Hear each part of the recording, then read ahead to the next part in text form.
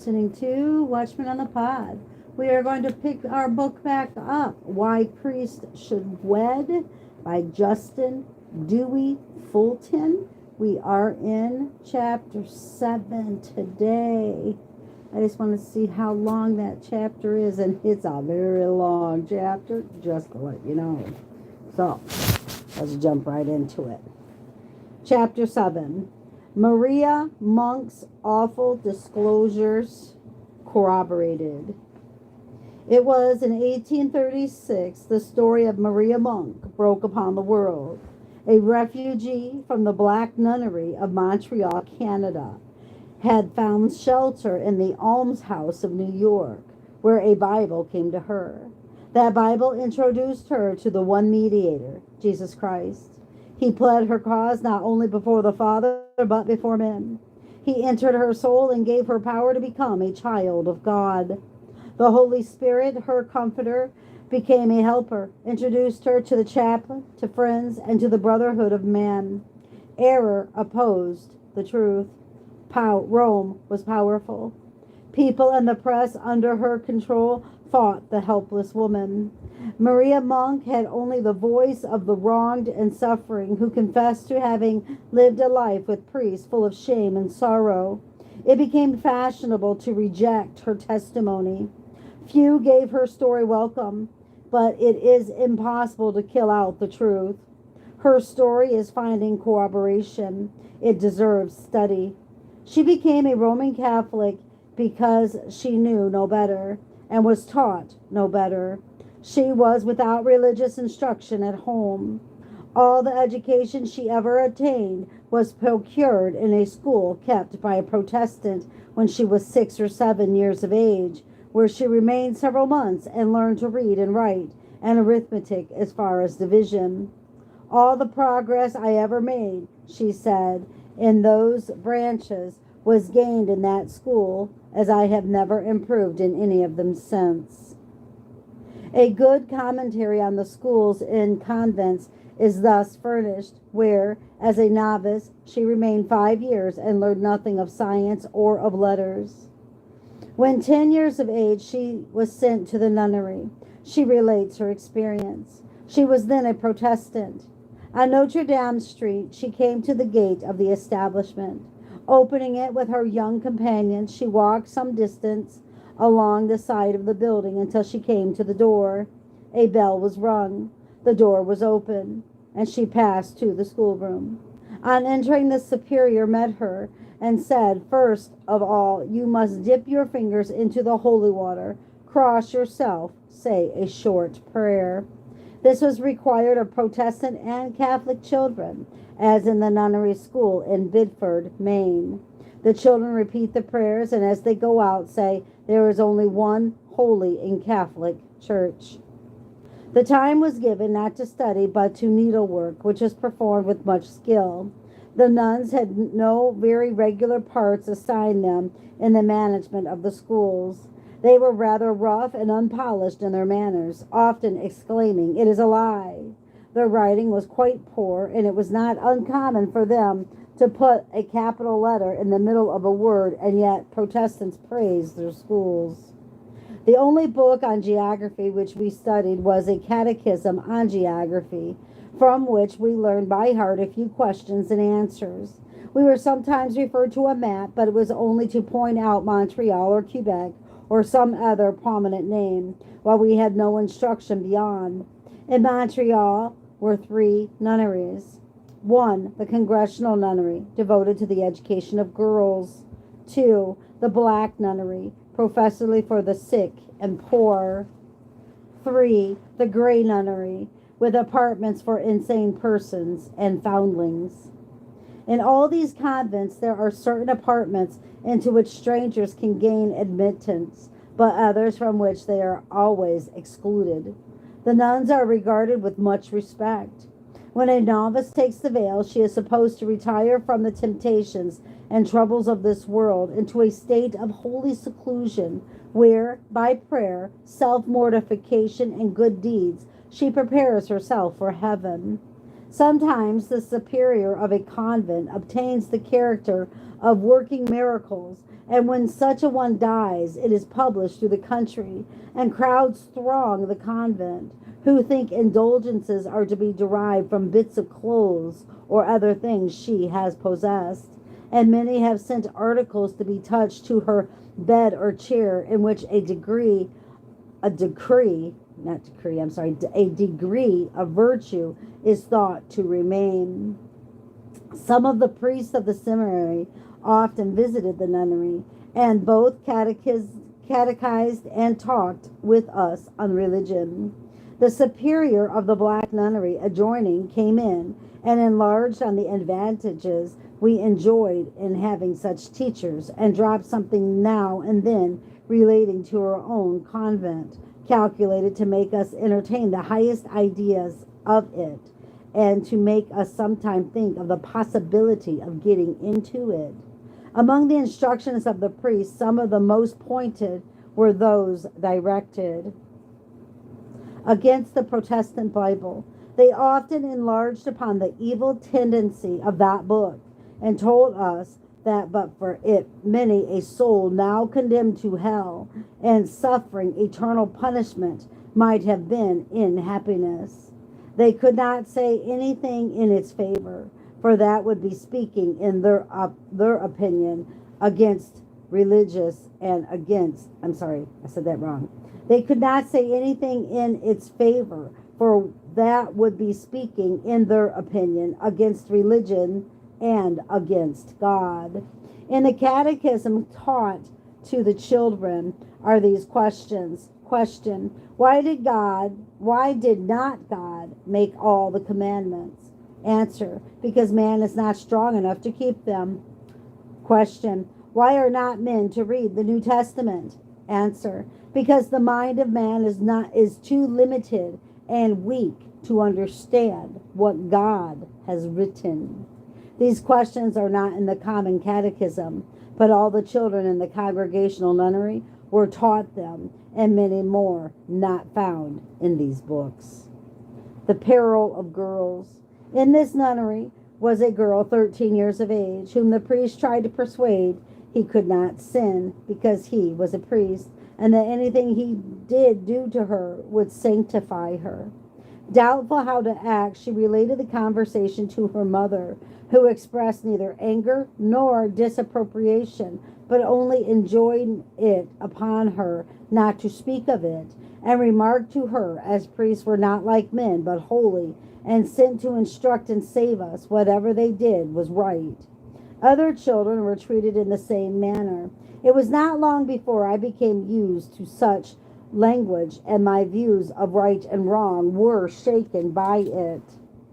A young squaw called La Belle Maria had been seen going to confession at the house of a priest who lived a little out of the village.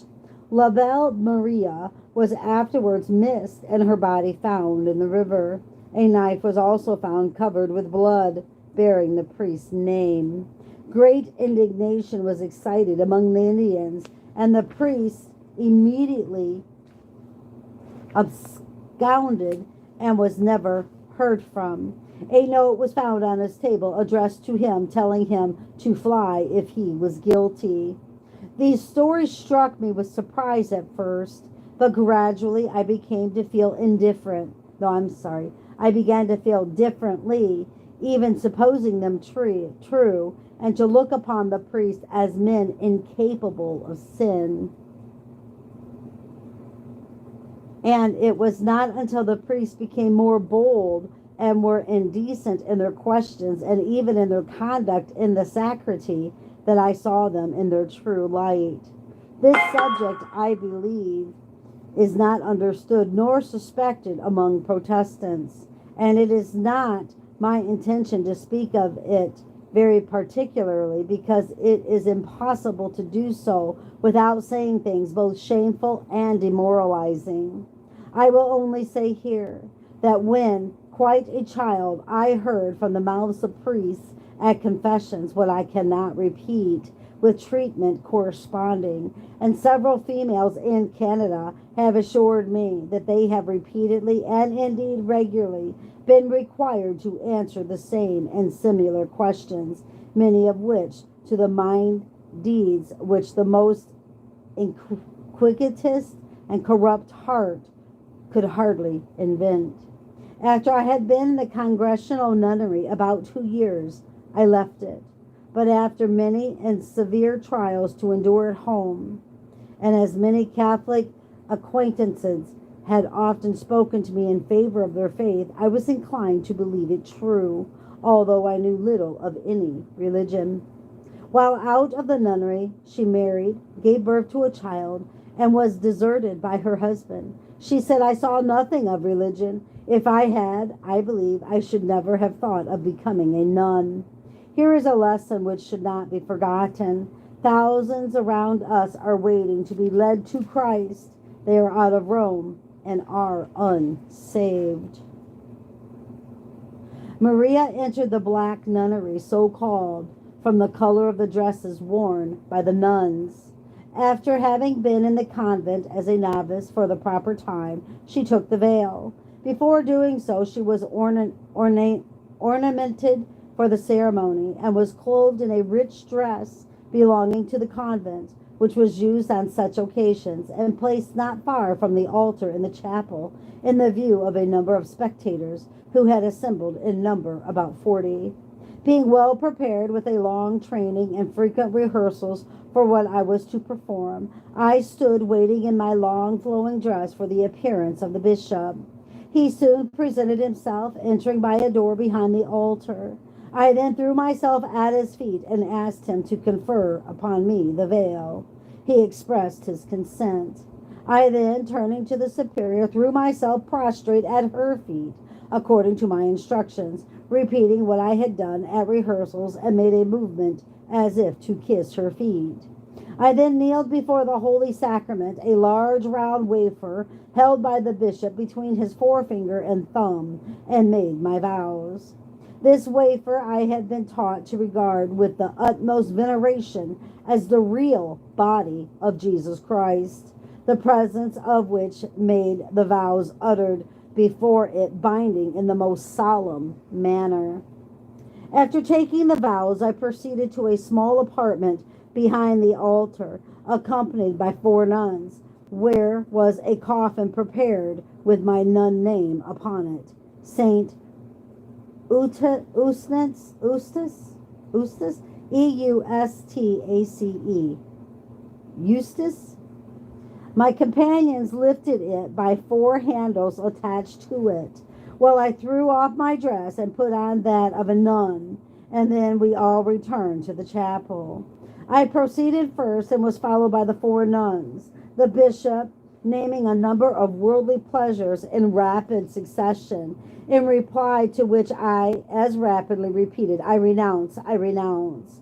The coffin was then placed in front of the altar, and I advanced to place myself in it. This coffin was to be deposited after the ceremony in an outhouse, to be preserved until my death, when it was to receive my corpse. I stepped in, extended myself, and lay still.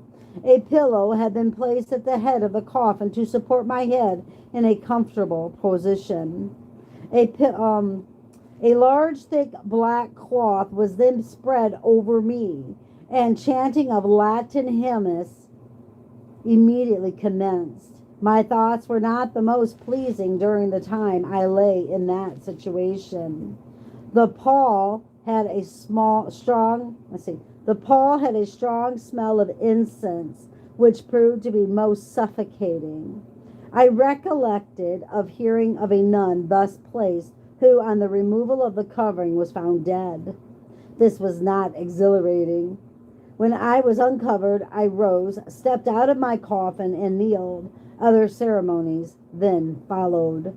When I was uncovered, I said that.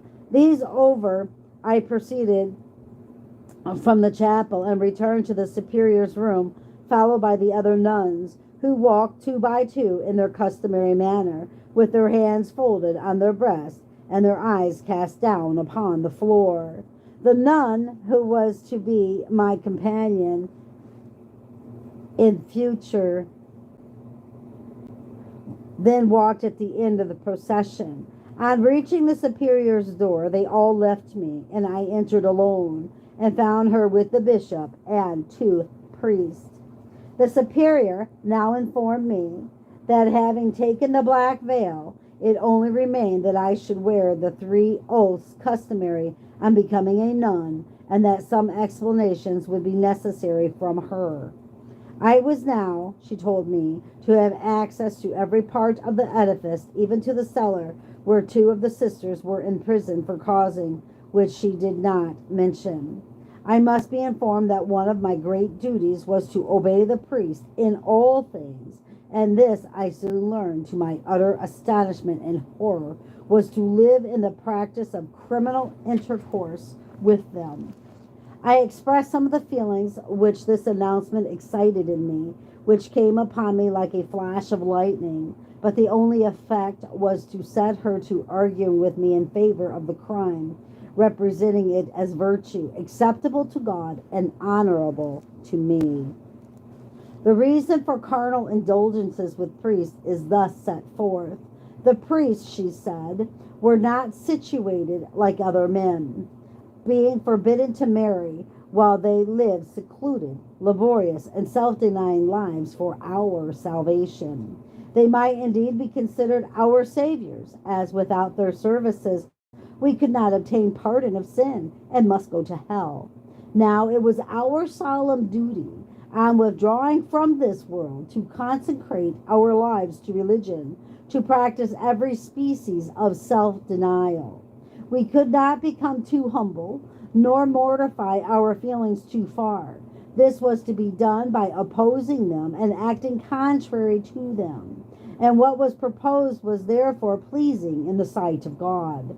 I now felt how foolish I had been to place myself in the power of such persons as were around me. From what she said, I could draw no other conclusion but that I was required to act like the most abandoned of beings, and that all my future associations were to be habitually guilty of the most heinous and detestable of crimes. When I repeated my expressions of surprise and horror, she told me that such feelings were very common at first, and that many other nuns had expressed themselves as I did, who had long since changed their minds. She even said that on her entrance into the nunnery, she had felt like me. Priests, she insisted, could not sin. It was a thing impossible. Everything they did and wished was, of course, right. She hoped I would see the reasonableness and duty of the oaths I was to take and be faithful to them. How infants were murdered. She gave me another piece of information which excited other feelings inside me, scarcely less dreadful. Infants were sometimes born in the convent, but they were baptized and immediately strangled.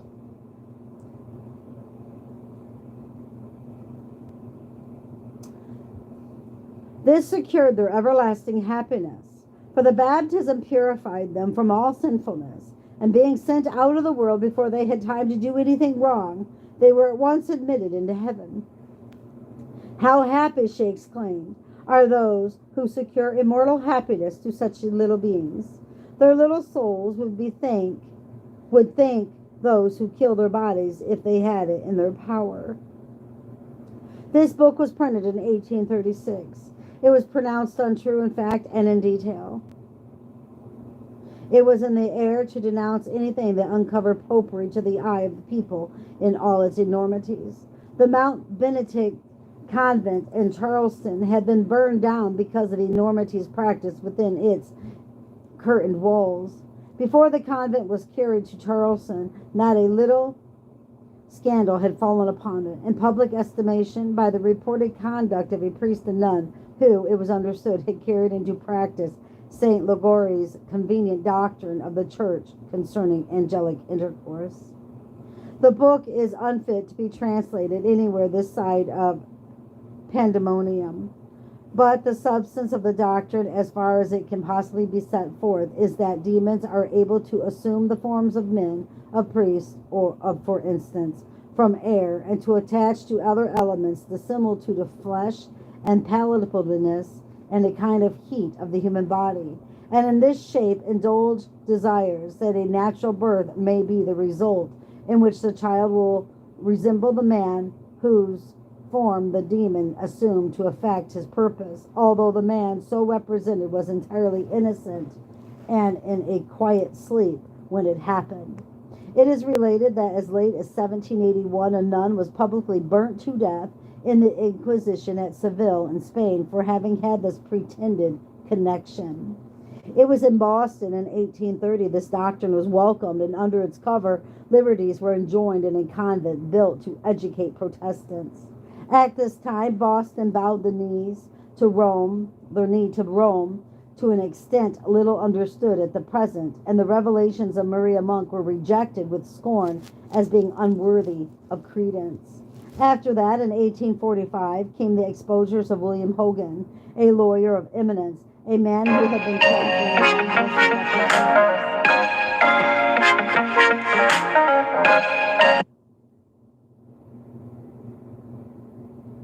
I'm sorry, my phone was ringing. Okay. A lawyer of eminence, a man who had been chaplain of the House of Representatives in the legislature in Albany, and a priest of one of the most popular Roman Catholic churches in Philadelphia.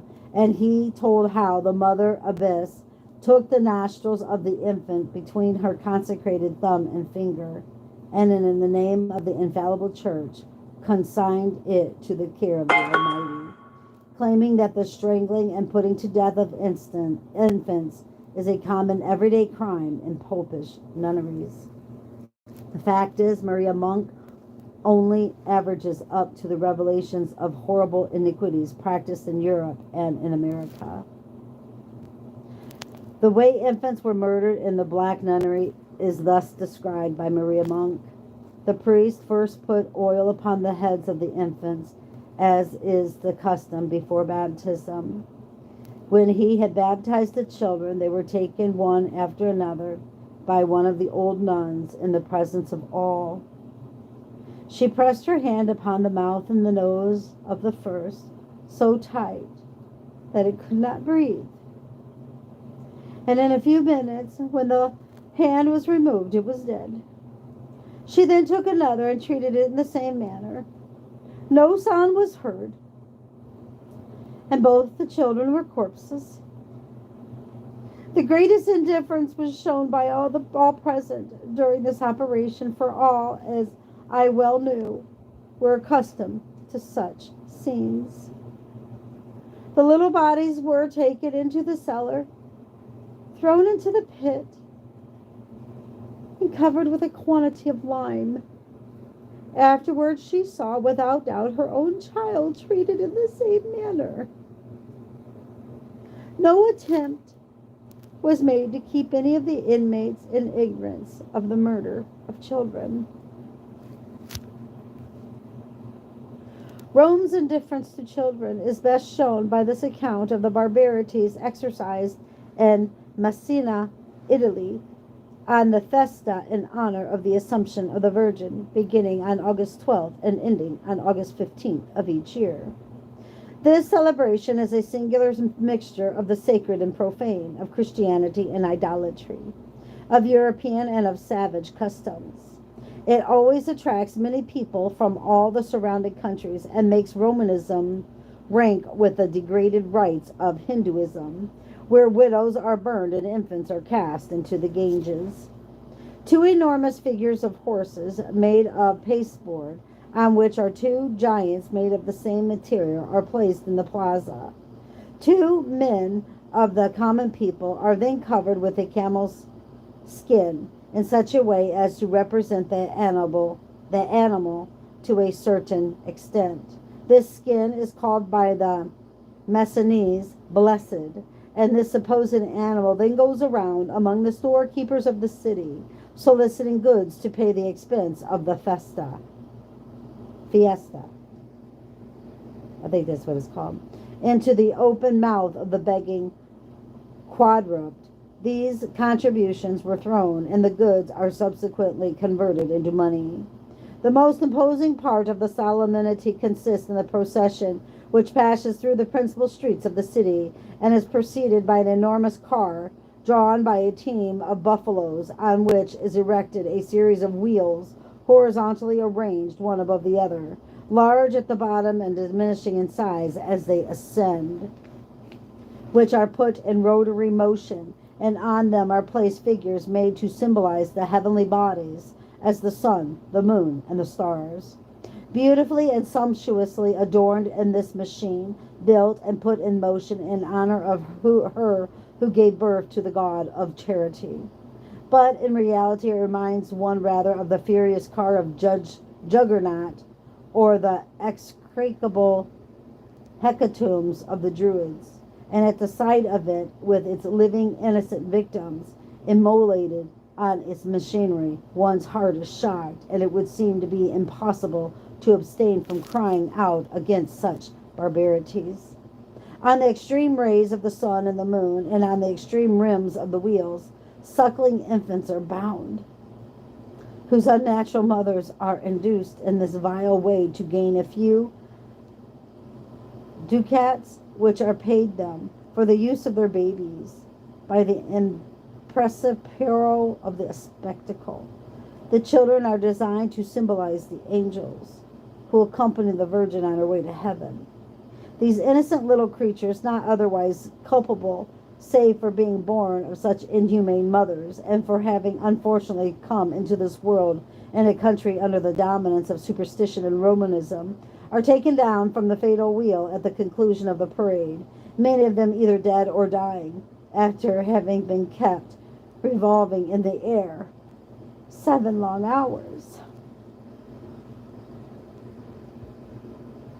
At the termination of the fiesta, or more properly, the sacrifice, there is a scramble for the children. The women come in crowds, hauling and pushing each other, this one beating that, and all impatient to learn from actual examinations whether their own children are alive or dead. Then begins a scene of a different kind, which is sometimes only concluded by an effusion of blood. It not being easy for a mother to recognize her own child among the survivors, and the one disputes with the other for the fruit of her own womb, while the imprecations of the disputants and the lamentations of the most agonized are mixed up with the deafening desertions of the spectators and the hissing of the mob. Those who belong to the church return to their own homes, deprived of their children, and console themselves under the instruction of their priest with the thought that the Virgin, fascinated with these prepossessing little angels, has taken them with her to paradise. Convinced of this, they regale themselves on their ill-gotten gains, feasting with their feminine friends until the money received from the impresario for the lives of their children is entirely squandered, no doubting but they will obtain from the priest further secure in memory of their little angels who have so gloriously found their way into heaven. Romanism that degrades the people in Italy after this fashion will do the same for the people anywhere over whom she has absolute control. A religion that will tolerate the slaughter of innocents like that, and through their priests say that they die after revolving 7 hours on a wheel, because the Virgin, fascinated with these prepossessing little angels, has taken them with her to paradise. I just despise this religion.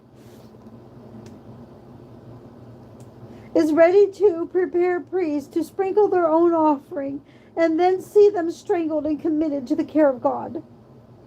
Call off the hounds that have been baying on the track of Maria Monk and hear her awful story.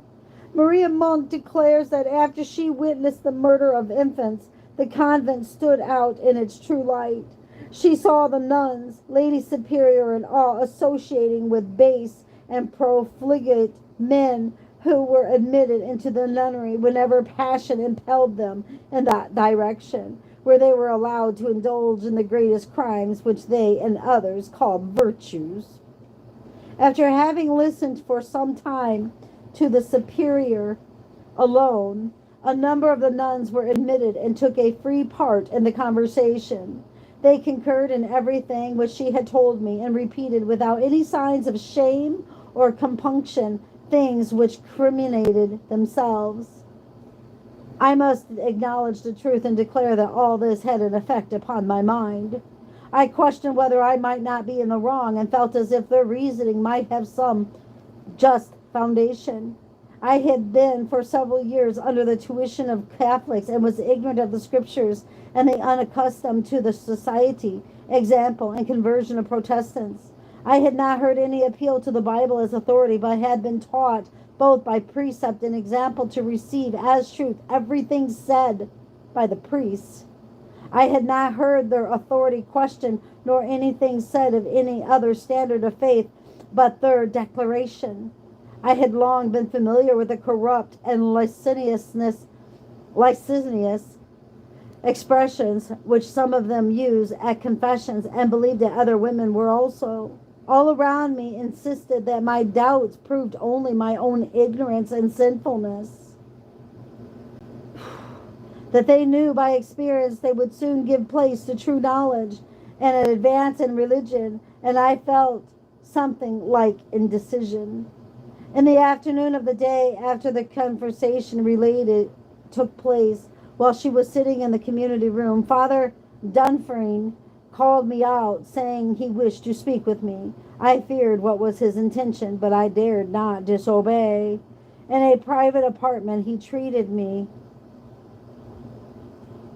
I compelled to remain in company with him until morning.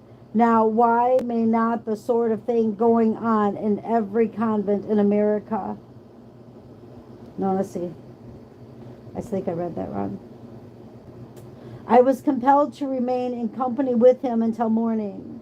Now, why may not this sort of thing be going on in every convent in America? Have not priests in this indulgence as a substitution for marriage? Will the American people consent to these establishments remaining in our cities, poisoning the streams of social influence, and making religion the cover for prostitution of the vilest and most bestial kind? The nuns were taught to dissemble, and they who could manufacture a good religious lie to deceive friends and parents were praised. Over and over again they were taught that the priest, under the direct sanction of God, could not sin. Of course, then, it could not be wrong to comply with any of the requests, because they could not demand anything but what was right. The burial place for infants is thus described. It was in the cellar. The earth appeared as if mixed with some whitish substance, which was found to be lime, the secret burying place of slain babies. Here, then, I was in a place which I had considered as the nearest imitation of heaven to be found on earth, among a society where deeds were constantly perpetrated which I had believed to be most criminal, and had now found the place in which harmless infants were unfeelingly thrown out of sight after being murdered. How priests can enter nunneries. Among the first instructions I received from the superior, which were some as prepared me to admit priests into the nunnery from the street at irregular hours. It is no secret that priests enter and go out as they choose, but if they were to be watched by any person in St. Paul Street all day long, no irregularity might be suspected, and they might be supposed to visit the convent for the performance of religious ceremonies merely. But if a person were near the gate about midnight, he might sometimes form a different opinion. For when a stray priest is shut out of the seminary, or is otherwise put in need of seeking a lodging, he is always sure of being admitted into the black nunnery. Nobody but a priest can even ring the bell at the sick room door, much less can any but a priest gain admittance. The pull of the bell is entirely concealed somewhere on the outside of the gate. He makes himself known as a priest by a peculiar kind of hissing sound made by the tongue against the teeth, while they are kept closed with the lips open. The nun within, who delays to open the door until informed what kind of an applicant is there, immediately recognizes the signal, and replies with two inarticulate sounds such as are often used instead of yes with the mouth closed. The superior seemed to consider this part of my instructions quite important and taught me the signal. A priest in the nunnery was permitted to go where he pleases. No room for the Bible in that inn. I never saw a Bible in the convent from the day I entered as a novice until I made my escape. The Catholic New Testament, called the Evangel, was used, and extracts read to us about 3 or 4 times a year. The superior directed the reader what passages to select, but we never had in our hands to read what we pleased. I often heard the Protestant Bible spoken of in bitter terms as a most dangerous book, and one which never ought to be in the hands of common people. From the Black Nunnery to the Congregational Nunnery is a secret underground passage, so that the nuns and priests can go from one to the other. The priests have no respect for confession.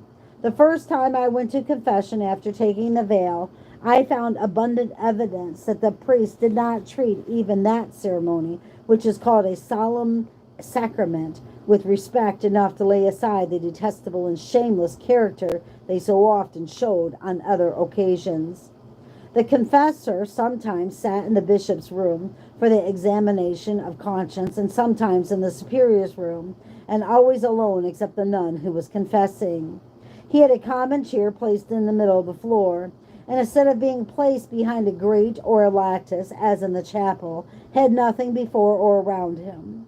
The nuns usually confessed the same day. All dreaded it.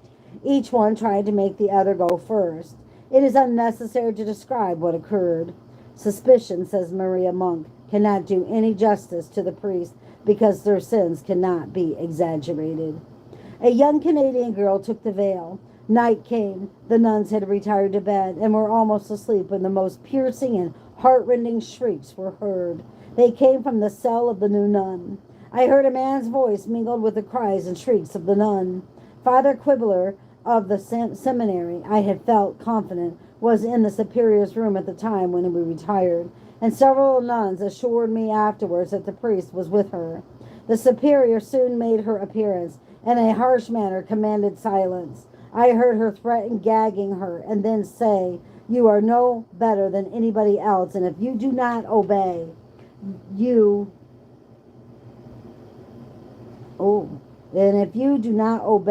blank.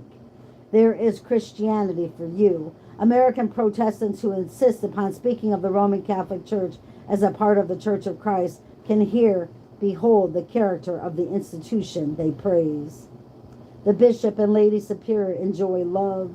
One night, not long after I was introduced into the lady superior's room for the purpose of sleeping on a sofa, the alarm bell from without, which hangs over the superior's bed, was rung. She told me to see who was there, and going down I heard the signal given. The door was open. It was Bishop Lartigue.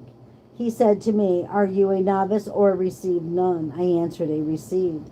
"Conduct me to the superior's room." It was done. He went to the bed, drew the curtains behind him. This is the pious fraud set apart to educate the children of Protestants. Frequency of the priest's visits to the nunnery. Some of the priests from the seminary were in the nunnery every day and night, and often several at a time. I have seen nearly all of them at different times, though there are about 150 in the district of Montreal. There was a difference in their conduct, though I believe every one of them was guilty of licentiousness, while not one did I ever see who maintained a character any way becoming the profession of a priest. Some were gross and degraded in a degree which few of my readers can ever have imagined. Few imaginations can conceive deeds so abominable as they practiced, and often required of some of the poor women under the fear of severe punishments and even of death. I do not hesitate to say with the strongest confidence that although some of the nuns became lost to every sentiment of virtue and honor, especially one from the Congregational Nunnery, the greater part of them loathed the practices to which they were compelled to submit by the superior and priest who,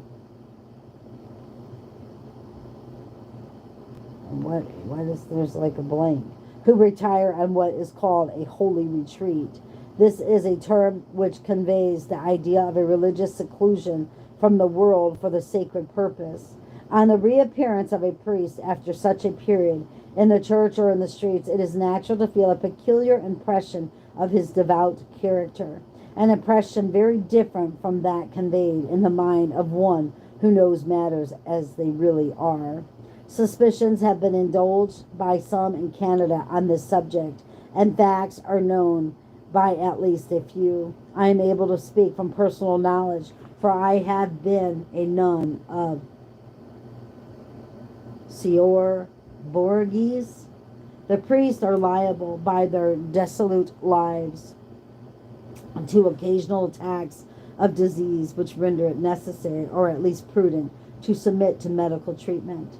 In the Black Nunnery they find a private accommodation, for they are free to enter one of the private hospitals whenever they please, which is a room set apart on purpose for the accommodation of the priest, and is called a retreat room.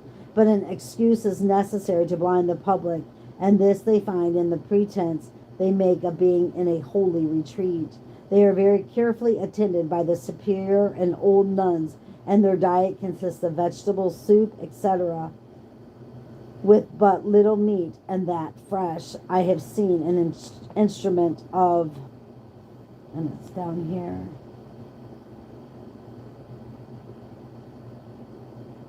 the Christian pin is the tails of the serpents of Rome. Wow.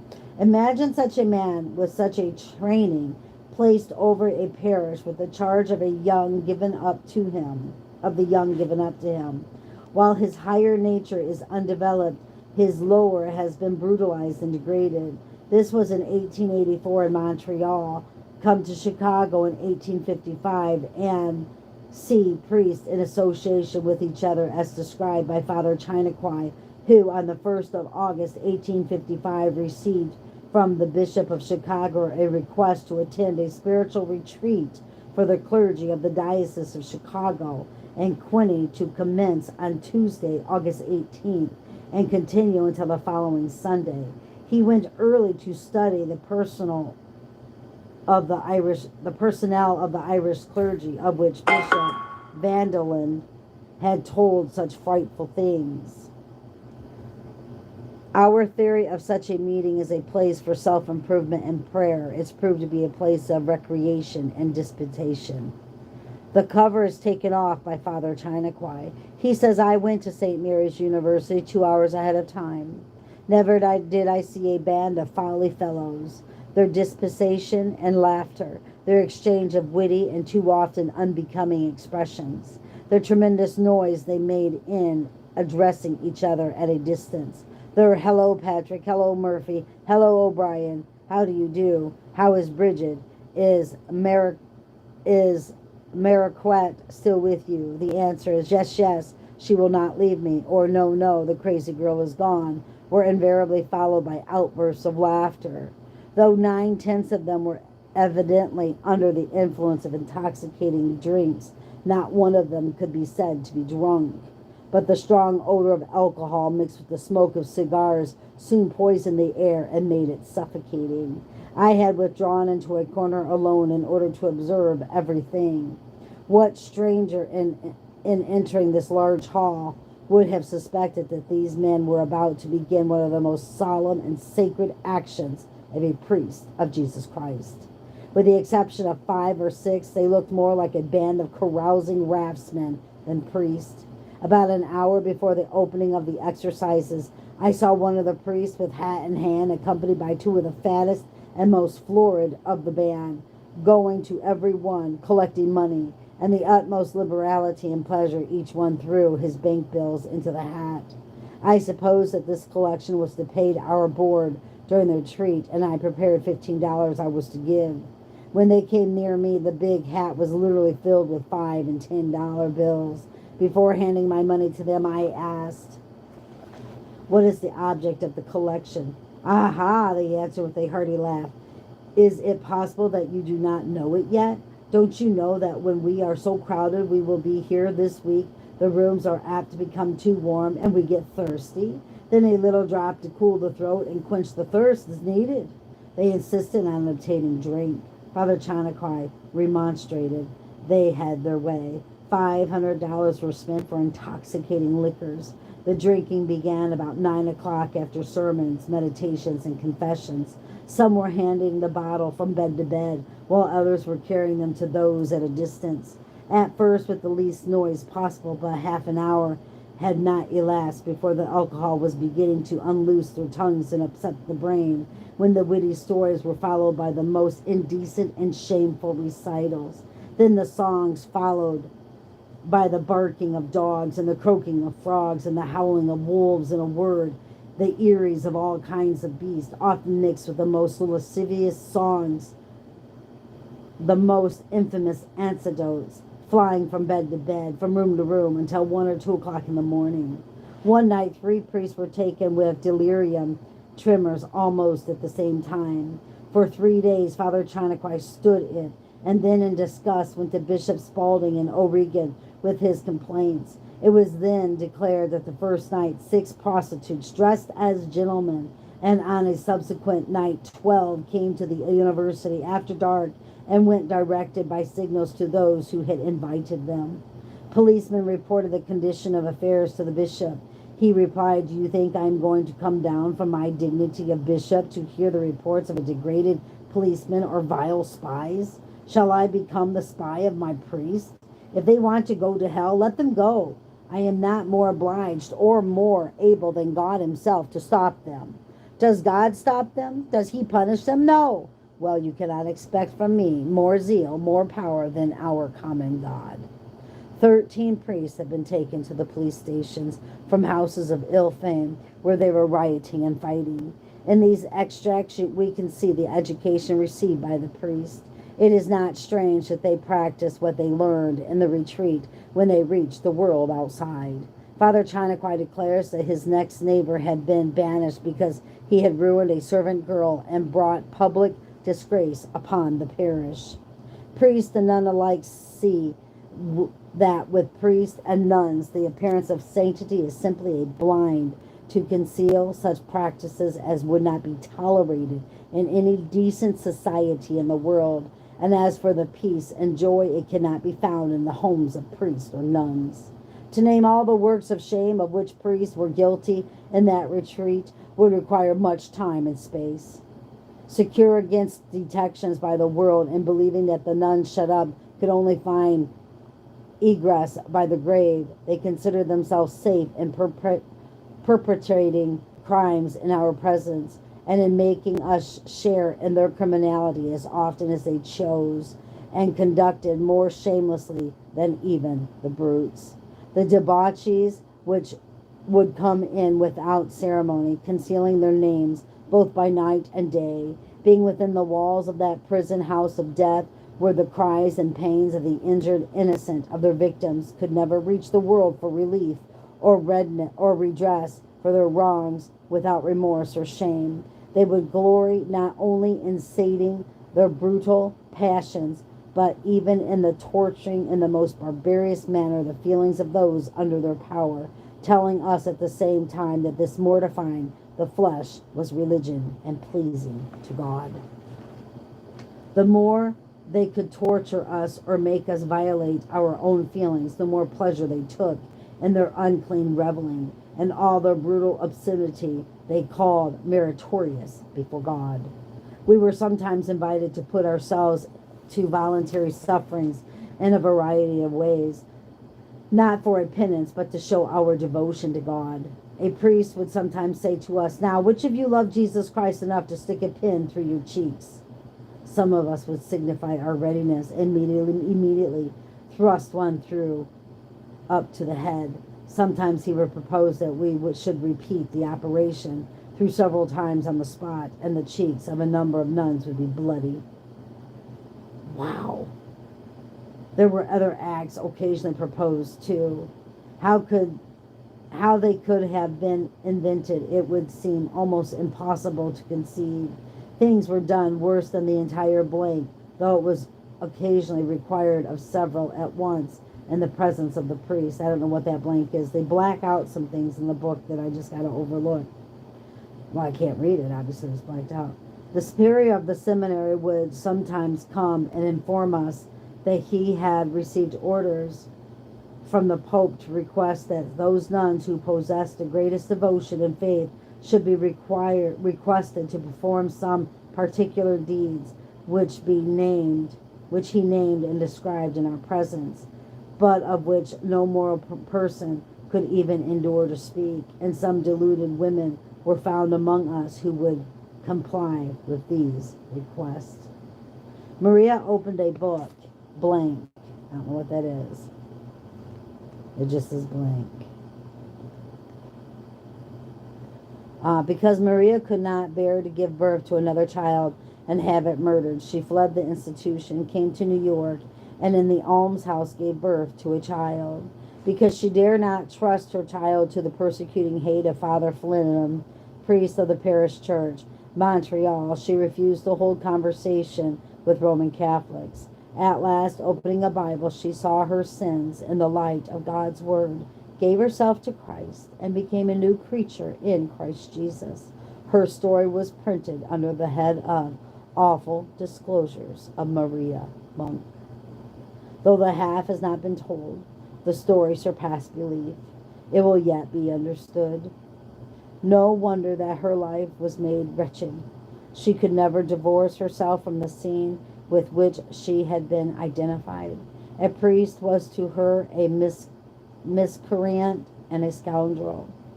A nun was a harlot, polluted and self-immolated on the altar of lust. At night, the scenes through which she passed came to her in dreams. She often imagined herself present at the repetition of the worst scene. Sometimes she stood by the secret place of interment in the cellar, sometimes heard the shrieks of helpless females in the hands of atrocious men, and she saw and realized why priests should wed. It would have made them chaste and virtuous. Celibacy made them brutal and vile. Wow. That's all I can say. Keep your eyes on Jesus.